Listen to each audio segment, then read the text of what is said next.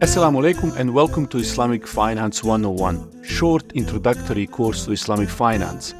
In this course, we are going to talk about key principles of Islamic finance, prohibitions, modes of financing, how do Islamic finance and commercial contracts work, and so much more. I hope you join me. Let's begin, insha'Allah. Bismillah.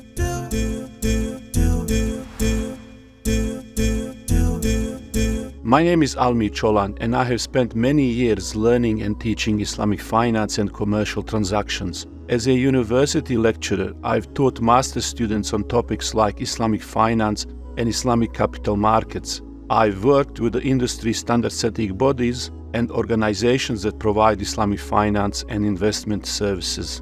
I also founded the Muslim Money Matters platform, which aims to equip our members and global community on practical and theoretical understanding of Islamic principles on business, economics, and finance. References that I've used for this course include Mufti Taqi Usmani book, Introduction to Islamic Finance, also Understanding Islamic Finance book by Professor Dr. Muhammad Ayub.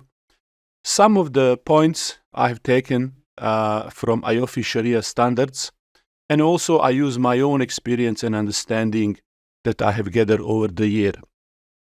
At the end of this course, you will have opportunity to go to our Muslim Money Matters website and take assessment and get certificate for this course. But more on that later. Is it necessary for us as Muslims to learn about Islamic finance or rule of business and transactions? Well, the Prophet ﷺ said that a time will come when one will not care how they gain their money, whether legally or illegally. So when we hear such a situation about the people who don't want to learn or don't care to learn about these daily transactions that they are engaged in, we need to ask ourselves, do we fall in this description? Do we follow what is halal permissible to the best of our abilities? And if we don't know, who do we ask? How do we know what's right, what's wrong? And what about more complex transactions? Scholars say that up to the level that we are involved in these money matter and financial transactions, we have to know what is Islamic ruling regarding them. And all of us, to some degree, are involved in this. We sign the contracts, we do online buying and selling. Every day, every time, we do something to do with transacting. And as you know, Muslim is expected to support himself. Famous student of Abu Hanifa, Muhammad Shibani, would say that according to the majority of the scholars, fuqaha from Ahl Sunnah wal Jama'ah, is that supporting oneself to the level of need is a must. And to the degree that we have to do this, we have to also learn about it. Some of the very beautiful verses about this matter we find in Qur'an, where we are told that, and when the prayer has been concluded, disperse within the land and seek from the bounty of Allah, and remember Allah often that you may succeed. Here we see imperative, go out and seek from the bounty of Allah. In another verse, we are told, O you who have believed, spend from the good things which you have earned, and from that which we have produced for you from the earth.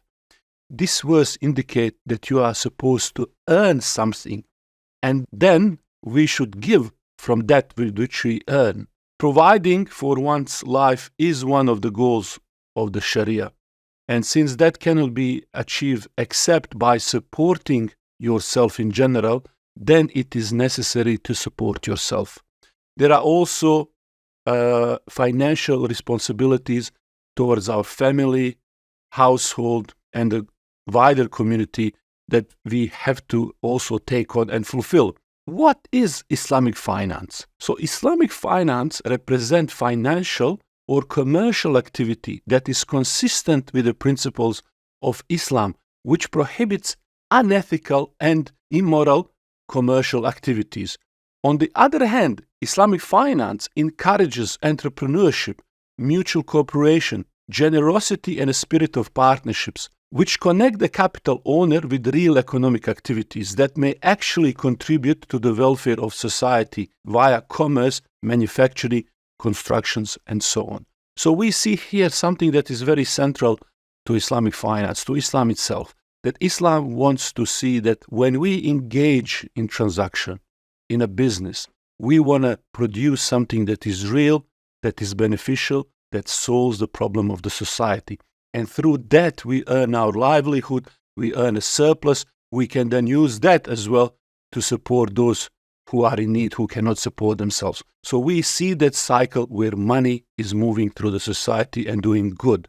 Sometimes in these course, we have also a lot of non-Muslims who might be new to Islam. They want to know, understand Islamic way of doing business and finance. So just for them, I want to briefly introduce Islam and the sources of law that actually govern our transactions. Now, as you can imagine, this is a very, very brief introduction for those who are new to Islam before we go into the financial part, because in Islamic finance, Islam is the first word in Islamic finance. So what is Islam? Is this some sort of a new religion? What it is? Well, Islam is not a new religion. Rather, it is regarded as the way of all the prophets. This is because Islam means submission to the way of God in Arabic. And all the previous prophets called to the way of God. Likewise, the word Muslim is an Arabic noun that is derived from the word Islam, meaning one who submit, that is to the God's way, the truth in Islam. Muslims refer to the creator and God of mankind as Allah, as it is written in the Qur'an. The Prophet Muhammad sallallahu alaihi wasallam, peace be upon him, is the final prophet and messenger sent to mankind in the 7th century. Muslims believe in all the prophets that came before him, peace be upon them all. Prophets were sent to communicate throughout time to guide their people with a divine message. The Qur'an mentions some 25 prophets and messengers such as Adam, Nuh or Noah, Ibrahim or Abraham, Dawood, David, Musa or Moses, Isa or Jesus, just to name the few. The primary sources of Islamic law that also govern our financial transactions are Qur'an and the Sunnah. So what is Qur'an? Qur'an was revealed to the Prophet Muhammad sallallahu alaihi wasallam in Arabic language. The Qur'an is the word of God and the final revealed book to mankind. Muhammad sallallahu alaihi wasallam, Prophet of Allah, would receive the verses of Qur'an via angel Jibril or Gabriel. The Qur'an remains as it was revealed over 14 centuries ago unchanged. Sunnah refers to the teachings or known practices of the Prophet Muhammad sallallahu alaihi wasallam, which have been recorded in the volumes of hadith literature.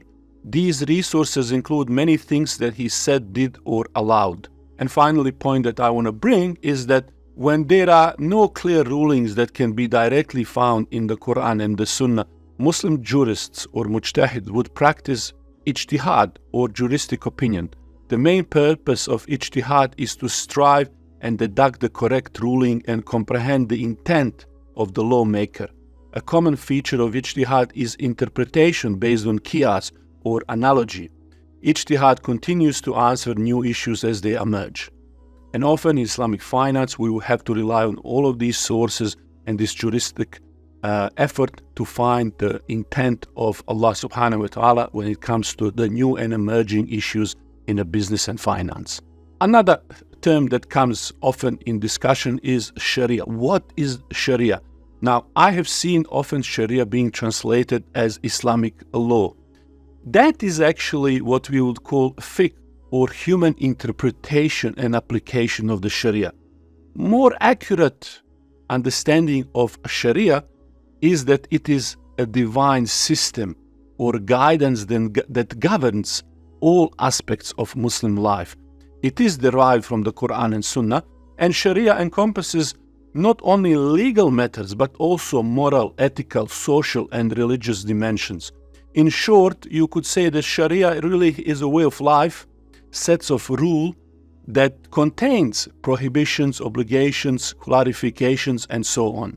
When our scholars analyze the aims or maqasid of Sharia, they found that all of these are trying to protect certain areas of life. So, for example, some of these core aims and objectives of Sharia have been summarized as preservation and protection of the religion or deen, protection of our life, family, intellect, and wealth. Therefore, all of these rules in Sharia are upholding these areas, while at the same time they lay down the measure to protect them against any harm. So, for example, when we are praying or fasting or staying away from alcohol, all of these are designed to protect these areas of life that are very important for us. When we are not engaging in the interest-based transaction or unethical dealings, this is to protect our wealth. Our wealth on personal level, but also as we are building system based on these same values. And one more thing, just so you have some basic understanding when it comes to how these rules are going to be made or what influencing them. In Islam, actions have been defined by scholars into these two broad categories.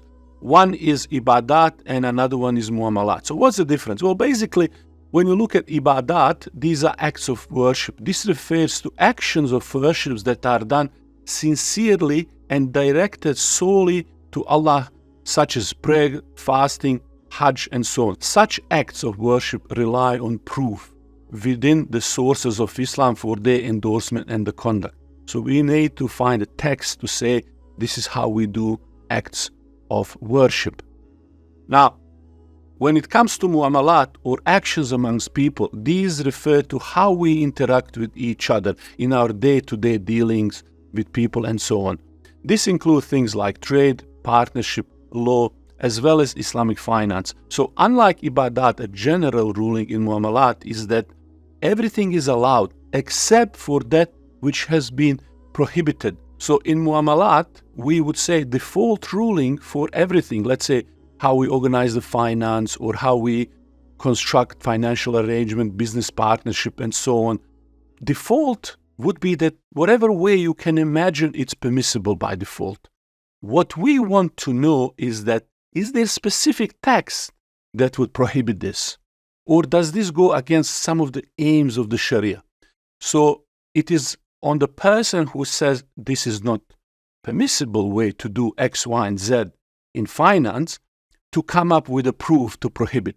Unlike in the acts of worship, where person who is introducing that action in worship needs to start from a position of this is what I'm doing and this is why. In these matters, it's the opposite. So I hope that is very clear. Today's main lesson is about Islamic law of contract and business transactions. Often I say to my students, if you can understand this section, if you can understand how this a basic cell building block of our economy works, you'll be able to understand everything, break down every transaction, because every transaction comes down, no matter how complicated it is, to the basic building block of that transaction. And you will see what I mean exactly. So what is the contract? Everything starts from the contract. The lexical meaning of contract, or aqd in Arabic, refers to something that is tied or bounded together, just like you would tie a rope. It basically creates a legal relationship with regards to those who are participants in this contract.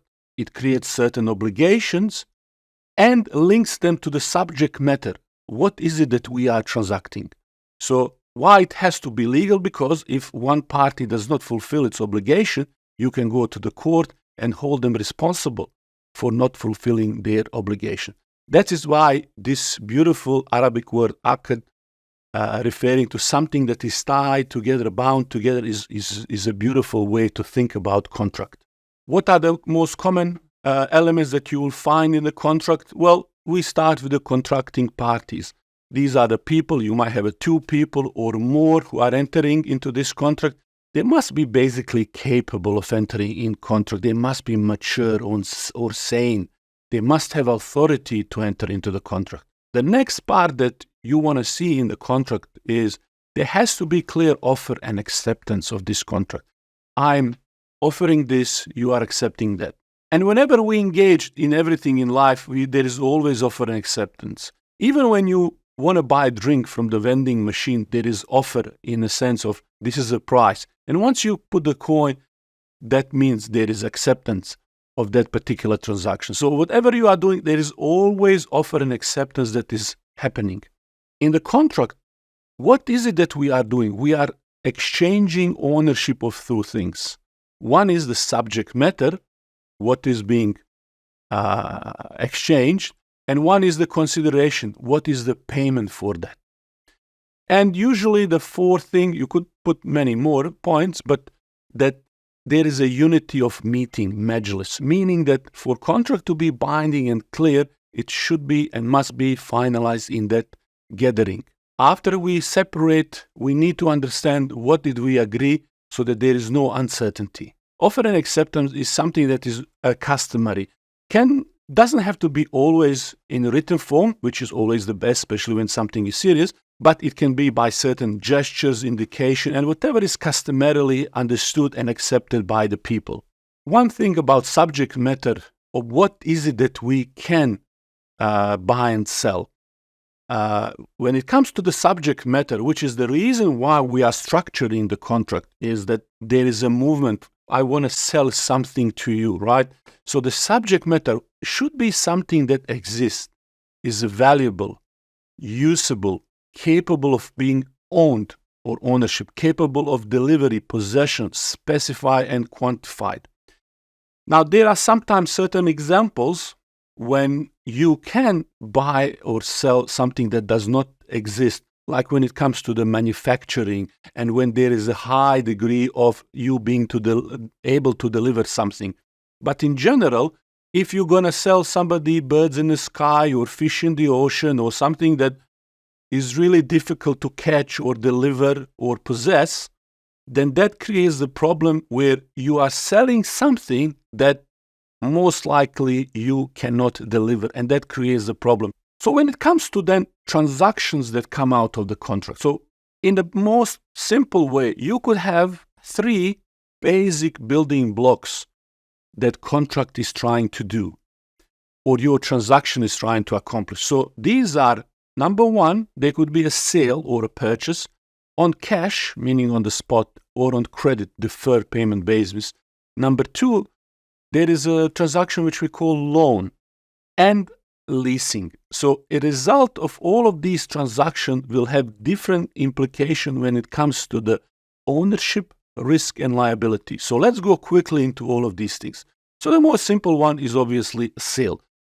What is it that we are doing in a sale contract? If I want to sell you this iPhone, what is it that we are doing? The ownership of this is transferred to you in the contract of sale at the time when we are executing this sale. And once I give you this iPhone, it's permanent. That's it. I cannot get it back.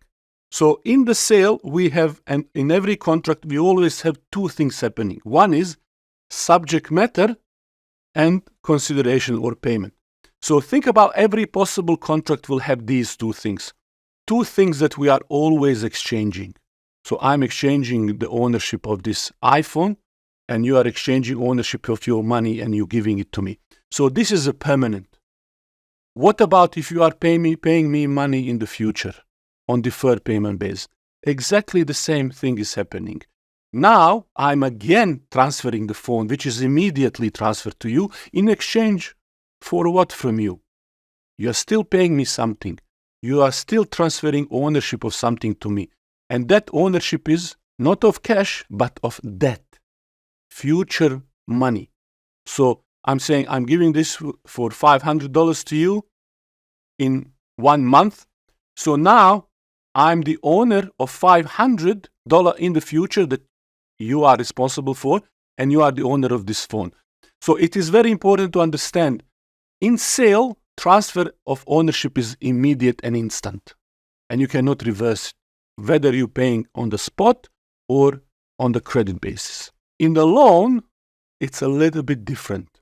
Now, in a sale, it's what we call commercial transaction. You are expected to profit. I'm not giving you charity by giving you the mobile phone. I expect to earn. I bought this maybe for $500. I'm selling this to you for $600. Okay? But when it comes to the loan, we consider this as an act of charity that you shouldn't make a profit from. So what is the loan? It's a temporary transfer of ownership or goods or assets. Okay? So this is a temporary. I'm giving this as a favor, and I know a lot of people today, they are concerned. especially when they give money as a loan, inflation, something is happening. This is charity we are giving to somebody. We want to help them out. Okay? We don't want to start calculating. If you want to give charity, you give charity, what we call kar hasan. If you don't want to give charity, if you're going to calculate if something else is going to happen, just don't give it them. Okay? So this is a transaction that we basically don't want to see a profit. Funnily, this is exactly the mechanism for all of the conventional finance industry today, where money is just given and then more is expected, which increases financialization of the economy. And what is the third one? The third one is similar to the sale, except here, when we do leasing, we are transferring a right to use the asset to another party. We are not transferring the ownership of entire asset, but we are giving temporarily to someone asset that they can use what we call usufruct, use the fruits of that asset. So for example, if you give somebody a car, they have a right to use that car for a specified period, and that goes against the payment of a rent. Ownership remains with the lessor. He is entitled to these rental payments and is also liable for any expenses relating to the ownership of loss of asset, if any. So we see that this is also commercial transaction. You can profit from it. It is similar again to the sale in a sense that something is transferred against the price, except this is what is transferred here is the just right to use it for a specified period. Anything that cannot be used without consuming its corpus, or which changes its shape altogether in the process of its use, cannot be leased out. For example, what is it that you have to consume or change its shape while you're using it to be beneficial to you? Food, for example. You can't lease the burger. You can't lease the fuel. In the same way, you cannot lease the money. The money must be spent to be useful. Okay?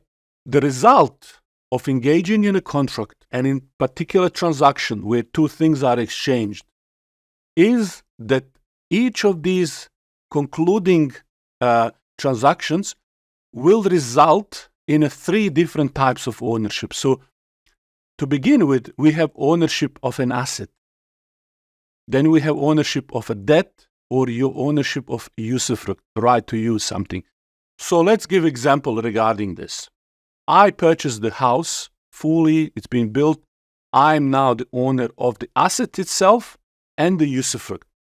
I then lease the house to someone. I'm still the owner of the asset, but I temporarily lease the usufruct to somebody else. There is now a split in ownership. Usufruct, right to use it in somebody's hands, which is why I can't just get into the house when I'm renting it to someone. And once that lease finish, I now want to, let's say, sell that house. I will sell it fully, let's say, on deferred payment basis.